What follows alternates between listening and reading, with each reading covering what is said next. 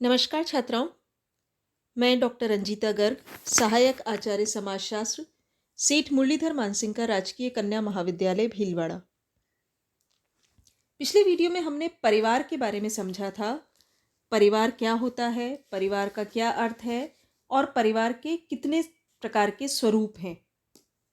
उसमें एक महत्वपूर्ण स्वरूप जो है परिवार का, वो संख्या के आधार पर होता है। एकल परिवार और संयुक्त परिवार। भारत क्योंकि एक ऐसा राष्ट्र है जिसकी एक महत्वपूर्ण विशेषता संयुक्त परिवार के रूप में देखी जा सकती है। यानी भारतीय संस्कृति, भारतीय सभ्यता में प्रारंभ से ही संयुक्त परिवार की परंपरा रही है और वर्तमान समय तक हम बहुत सारे क्षेत्रों में देख सकते हैं कि ज़्यादातर परिवार जो है वो संयुक्त परिवार के रूप में एक साथ रहते हैं। आज के वीडियो में हम बात करेंगे संयुक्त परिवार के अर्थ के बारे में और उसकी महत्वपूर्ण विशेषताओं के बारे में। संयुक्त परिवार या जॉइंट फैमिली जो है वो इरावती कर्वे के अनुसार एक ऐसे परिवार को हम संयुक्त परिवार कह सकते हैं जो कि ऐसे व्यक्तियों का समूह है जो सामान्यतः एक ही घर में रहते हैं, जो एक ही रसोई में बना भोजन करते हैं, जो संपत्ति के सम्मिलित स्वामी होते हैं एवं जो सामान्य पूजा में भाग लेते हैं और जो किसी न किसी प्रकार से एक दूसरे से रक्त संबंधी हैं। इरावती कर्वे ने अपनी किताब किनशिप ऑर्गेनाइजेशन इन इंडिया में ये डिटेल्ड डेफिनेशन संयुक्त परिवार की दी है। इसी प्रकार आईपी देसाई जो हैं वो कहते हैं, हम उस ग्रह को संयुक्त परिवार कहते हैं जिसमें एकाकी परिवार से अधिक पीढ़ियां, तीन या अधिक पीढ़ियों के सदस्य रहते हैं और जिसके सदस्य एक दूसरे से संपत्ति, आय और पारस्परिक अधिकारों तथा कर्तव्यों द्वारा संबद्ध हो। इस प्रकार के परिवार को आईपी देसाई संयुक्त परिवार कहते हैं। इसी प्रकार डॉक्टर एससी दुबे जो हैं उनका ये मानना है कि यदि कई मूल परिवार एक साथ रहते हों, मूल परिवार यानी पति पत्नी और बच्चे, एकल परिवार जिसे हम कह सकते हैं तो यदि कई मूल परिवार एक साथ रहते हों, उनमें निकट का नाता हो, एक ही स्थान पर भोजन करते हों और एक आर्थिक इकाई के रूप में कार्य करते हों, तो उन्हें उनके सम्मिलित रूप में संयुक्त परिवार कहा जा सकता है।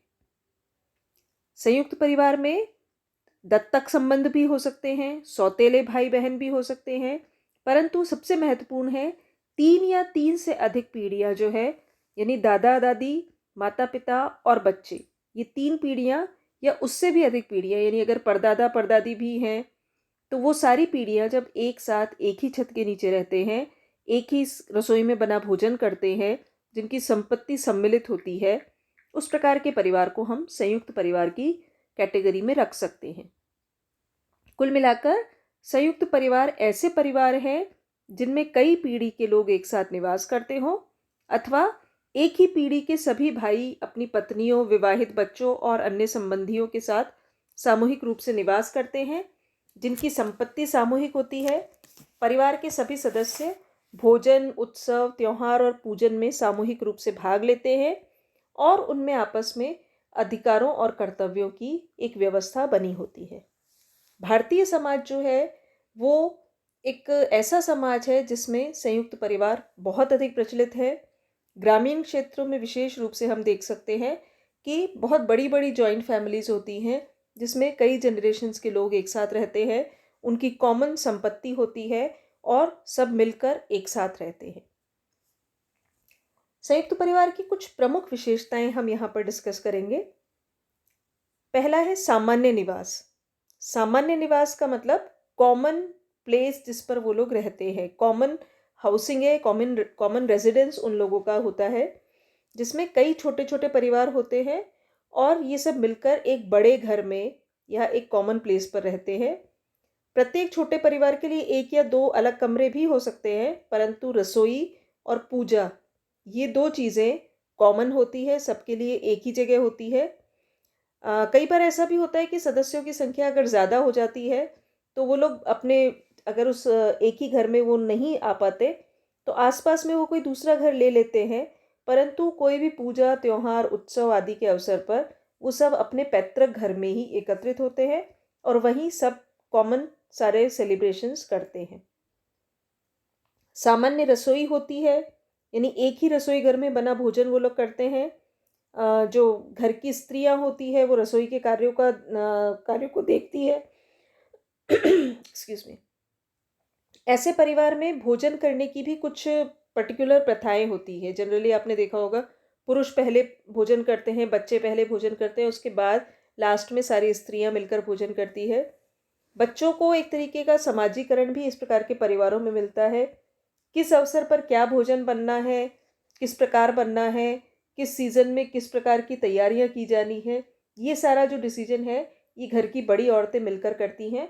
और जो बहुएं होती है वो इस प्रकार के भोजन को बनाने का कार्य करती हैं। तो सामान्य रसोई संयुक्त परिवार की एक महत्वपूर्ण विशेषता है। सामान्य संपत्ति होती है, यानी संयुक्त परिवार के सभी सदस्य जो हैं, जो भी वो कमाते हैं वो सारा एक कॉमन प्रॉपर्टी में जाता है, सभी मिलकर उसके हिस्सेदार होते हैं। हो सकता है कोई सदस्य ज़्यादा कमा रहा हो, कोई कम कमा रहा हो, लेकिन परिवार का जो एक कॉमन कोष होता है, सामान्य कोष जो होता है, उसमें वो सारी उनकी इनकम जाती है। और कोई भी ऐसा घरेलू बड़ा खर्च, जैसे किसी का जन्म, विवाह या मृत्यु का अवसर हो, तो उसी सामूहिक कोष में से खर्चा किया जाता है। और सामान्यतः परिवार के जो सबसे बड़े पुरुष होते हैं वो इस पूरे आर्थिक व्यवस्था को, घर की जो अर्थव्यवस्था है उसको वही संभालते हैं। पूजा भी सामान्य होती है, जैसा कि हमने पहले बात की। हम हिंदू परिवारों में देख सकते हैं कि ज़्यादातर हिंदू परिवारों में संयुक्त परिवार की प्रथा प्रत्यक्ष या अप्रत्यक्ष रूप में अभी भी विद्यमान है। हर परिवार का कोई ना कोई देवी देवता भी होता है, तो ये माना जाता है कि उनकी पूजा, उनका जो भी रिचुअल्स हैं वो सब लोग मिलकर करें। तो पूजा घर उनका कॉमन होता है और जो भी कुछ महत्वपूर्ण धार्मिक कार्य होते हैं वो सारे कार्य वो लोग सब मिलकर अपने पैतृक घर में ही एक साथ परफॉर्म करते हैं। रक्त संबंध पर आधारित होता है संयुक्त परिवार। सामान्यतः जो परिवार के सदस्य हैं वो रक्त संबंधी होते हैं। पत्नियां जो है उनकी वो वैवाहिक संबंधी होती है, क्योंकि विवाह के बाद वो दूसरे घर से पति के घर में आती है। पितृसत्तात्मक परिवार के संबंधों की गणना पितृपक्ष से की जाती है। और मातृसत्तात्मक अगर परिवार है तो जैसा कि हमने पहले डिस्कस किया था, पितृसत्तात्मक और मातृसत्तात्मक परिवार, तो मातृसत्तात्मक परिवार में मातृपक्ष से रक्त संबंधियों को गिना जाता है। तो इस प्रकार के रक्त संबंधी 3 या 3 से अधिक पीढ़ी वाले एक ही साथ रहते हैं। जाहिर सी बात है, बड़ा आकार भी होता है संयुक्त परिवार का। कई छोटे छोटे नाभिक परिवार, एकल परिवार जो होते हैं, उनसे मिलकर 3 या 3 से अधिक पीढ़ियों का जो परिवार होता है वो संयुक्त परिवार होता है। कई बार इसकी संख्या जो है, इसके सदस्यों की संख्या 50-60 लोगों तक भी हो सकती है। अधिकार एवं दायित्वों की एक व्यवस्था होती है संयुक्त परिवार में, यानी जितने भी सदस्य होते हैं उनमें एक प्रकार का नैतिक दायित्व भी होता है एक दूसरे के प्रति, एक दूसरे पर अधिकार भी होता है। बीमारी में, वृद्धावस्था में, कोई दुर्घटना होने पर आपस में एक दूसरे की सेवा करना, आर्थिक सहयोग करना, किसी भी प्रकार के छोटे मोटे कामों में मदद करना, ये उनके कर्तव्य भी होते हैं। और उनके अपने परिवार के सदस्यों पर ये अधिकार भी होता है कि वो पूरे अधिकार के साथ उनसे मदद भी मांग सके। सामान्य सामाजिक प्रकार्य करते हैं संयुक्त परिवार, यानी परिवार का कोई व्यक्ति एक प्रतिनिधि के रूप में समाज में भाग लेता है। जो समाज के जितने भी कार्य होते हैं उनमें परिवार का प्रतिनिधित्व करने के लिए, क्योंकि इतनी बड़ी फैमिली होती है, तो कोई ना कोई व्यक्ति वहाँ पर परिवार की तरफ से रिप्रेजेंट करने के लिए होता है। अधिकांशतः यह काम जो वयोवृद्ध लोग होते हैं, मुखिया जो परिवार का होता है, वही करता है। परंतु फिर भी कोई भी जाति पंचायत की सभा हो, किसी के यहाँ विवाह हो, मृत्यु भोज हो, तो उसमें परिवार का रिप्रेजेंटेशन संयुक्त परिवार होने के कारण हो जाता है। एकल परिवार में संभावना थोड़ी कम होती है। मुखिया की भूमिका बहुत महत्वपूर्ण होती है।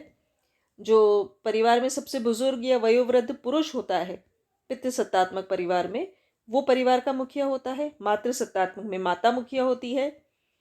किसी भी जो घर से रिलेटेड कोई डिसीजन होते हैं, किसी का विवाह, कोई उत्सव किस प्रकार से मनाना है, संपत्ति को किस तरीके से यूज़ करना है, घर के बाहर के कोई भी महत्वपूर्ण डिसीजन जो होते हैं वो परिवार का मुखिया ही लेता है। उसकी आज्ञा का सभी पालन करते हैं और परिवार में अनुशासन बनाए रखना, एकता बनाए रखना, सबको प्रेम, समानता और स्नेह के साथ में रखना, ये सारी चीज़ें परिवार के मुखिया पर ही निर्भर करती है। संयुक्त परिवार जो है एक प्रकार की सहयोगी व्यवस्था को भी विकसित करते हैं, क्योंकि संयुक्त परिवार जो है वो पूर्णतः पारस्परिक सहयोग पर निर्भर है। एक सबके लिए और सब एक के लिए, ये वाला सिद्धांत वहाँ पर लागू होता है। यही कारण है कि परिवार में आपस में प्रेम बना रहता है। संयुक्त परिवार में एडजस्टमेंट भी होते हैं, कुछ कोऑपरेशन के थ्रू, कुछ मैनेजमेंट वो लोग मिलकर करते हैं, तो सहयोगी व्यवस्था वहाँ पर होना अति आवश्यक है। संस्तरण या हायरार्की होती है लोगों के बीच, यानी परिवार के जितने भी सदस्य हैं उनमें कौन ऊंचे पद पर है, कौन नीचे है, यानी कौन बड़ा है, कौन छोटा है, उनके क्या रिलेशंस हैं, उनके क्या कर्तव्य हैं, क्या अपने परिवार के प्रति उनके दायित्व हैं, इन सारी चीज़ों का वहाँ पर एक मौखिक प्रक्रिया के रूप में डिस्ट्रीब्यूशन हो जाता है। हर परिवार में लोगों को पता होता है कि सर्वोच्च स्थान किसका है, मुखिया कौन है, छोटे अगर है परिवार में तो वो किस प्रकार से अधिकारपूर्ण तरीके से बड़ों से हट कर सकते हैं, किसी बात की जिद कर सकते हैं, बड़े जो हैं वो उन्हें क्या रिस्पॉन्सिबिलिटी निभानी है, पुत्र वधू जो है उसकी क्या जिम्मेदारी है, सास की क्या जिम्मेदारी है, बड़े बेटे का क्या रोल है, छोटे बेटे का क्या रोल है। तो इस प्रकार से एक पूरी संस्तरण की व्यवस्था हम संयुक्त परिवार में देख सकते हैं। तुलनात्मक दृष्टि से संयुक्त परिवार जो है वो स्थायी होते हैं। एकल परिवार जो है उनका विघटन हो जाता है, परंतु संयुक्त परिवार में क्योंकि इतने सारे लोग होते हैं कि अगर कोई व्यक्ति अलग भी हो जाता है, यानी कोई एक पर्टिकुलर यूनिट अलग भी हो जाती है या किसी की डेथ भी हो जाती है, तो उसकी जगह नए जो जन्म होते हैं उसके कारण वो एक कंटिन्यूएशन बना रहता है। जो सदस्य हैं वो अपने दायित्वों का निर्वाह करते रहते हैं, तो परिवार में स्थिरता बनी रहती है। आर्थिक सहयोग बना रहता है, उसके कारण भी स्थिरता बनी रहती है। सपोज किसी एक परिवार के सदस्य की इनकम कम है, लेकिन क्योंकि पूरे परिवार की कॉमन प्रॉपर्टी है तो उसका भी अगर कोई काम होता है तो वो इजीली हो जाता है। यही कारण है कि संयुक्त परिवार में स्थायित्व हम देख सकते हैं। साथ ही साथ पीढ़ी दर पीढ़ी परिवार की जो संस्कृति है, परिवार के तौर तरीके हैं, उनका हस्तांतरण होता रहता है। यही कारण है कि संयुक्त परिवार जो है वो अधिक स्थायी रूप में हम देख सकते हैं। अब हम बात करेंगे संयुक्त परिवार के प्रकारों के बारे में। हमने जनरली जो प्रकार, पहले परिवार के प्रकार हम डिस्कस कर चुके हैं, यहाँ हम बहुत शॉर्ट में इनकी बात करते हैं। सत्ता, वंश एवं स्थान के आधार पर, सत्ता, वंश एवं स्थान के आधार पर जो हमने परिवार के प्रकारों में पढ़ा था, पितृसत्तात्मक, पितृवंशीय एवं पितृस्थानीय परिवार, मातृसत्तात्मक, मातृवंशीय एवं मातृस्थानीय परिवार। जो पितृसत्तात्मक, पितृवंशीय और पितृस्थानीय परिवार होगा उसमें पिता परिवार का केंद्र बिंदु होता है, पिता का सबसे महत्वपूर्ण स्थान होता है, वंश परंपरा जो है वो पिता के नाम से ही चलती है, और विवाह के बाद पत्नी जो है वो पति के घर आकर रहती है। तो इसे हम पितृसत्तात्मक, पितृवंशीय, पितृस्थानीय परिवार कहते हैं। मातृसत्तात्मक, मातृवंशीय व मातृस्थानीय में माता के घर पर आके पति रहता है, माता के नाम पर वंश चलता है और माता की ही सत्ता चलती है। इसी प्रकार पीढ़ियों की गहराई के आधार पर अगर हम देखें तो संयुक्त परिवार का उदग्र प्रारूप हो सकता है, क्षैतिज प्रारूप हो सकता है और एक मिश्रित प्रारूप भी हो सकता है। उदग्र या वर्टिकल प्रारूप का मतलब होता है कि एक ही वंश के 3 पीढ़ियाँ एक के बाद एक क्रम में, दादा दादी, उसके बाद पिता और उसके बाद अविवाहित पुत्र पुत्री, तो ये एक ही क्रम है, वर्टिकल जिसे हम कह सकते हैं। उस प्रकार के स्वरूप को हम उदग्र प्रारूप कहते हैं। क्षैतिज प्रारूप जो एक ही होराइजन पर आगे बढ़ता है, यानी एक भाई, उसका दूसरा भाई, तीसरा भाई, 3 या 4 जो भाई हैं उनकी जब फैमिली सब एक साथ रहती है, वो और उनके बच्चे जब एक साथ रहते हैं, तो यानी एक ही होराइजन पर आगे फैलना, वो क्षैतिजीय प्रारूप कहलाता है। उदग्र प्रारूप में 3 या 3 से अधिक पीढ़ियाँ होगी, और क्षैतिज प्रारूप में एक ही पीढ़ी के 3 या 4 भाई भी हो सकते हैं। मिक्स्ड प्रारूप में ऊपर का दोनों स्वरूप होते हैं, यानी दादा दादी भी हो सकते हैं, और उसके बाद दादा दादी के 3 या 4 अगर बेटे हैं, यानी आपके अपने पिता, चाचा, ताऊ, वो सब जब एक साथ रहते हैं तो उसे हम मिश्रित प्रारूप कहते हैं। संपत्ति के अधिकार की दृष्टि से हिंदू संयुक्त परिवार में 2 प्रमुख परंपराएं थी, मिताक्षरा एवं दाय भाग। इसमें कि संपत्ति पर किसका किस प्रकार का अधिकार रहेगा, किसको कितना शेयर संपत्ति में मिल सकता है, उसके बेसिस पर भारत में हिंदू परिवारों में 2 प्रकार की परंपराएं विद्यमान थी, मिताक्षरा एवं दाय भाग। परंतु 1956 में जब हिंदू सक्सेशन एक्ट या हिंदू उत्तराधिकार अधिनियम लागू हुआ तो पूरे देश में एक सी व्यवस्था कर दी गई, और उसके बाद साथ ही साथ स्त्री और पुरुष को संपत्ति में समान अधिकार के लिए भी मान्य कर दिया गया। तो ये पहले थे मिताक्षर और दाय भाग। वर्तमान समय में जो प्रॉपर्टी का डिस्ट्रीब्यूशन है, संपत्ति पर अधिकार जो है, वो हिंदू सक्सेशन एक्ट के माध्यम से होता है। धन्यवाद।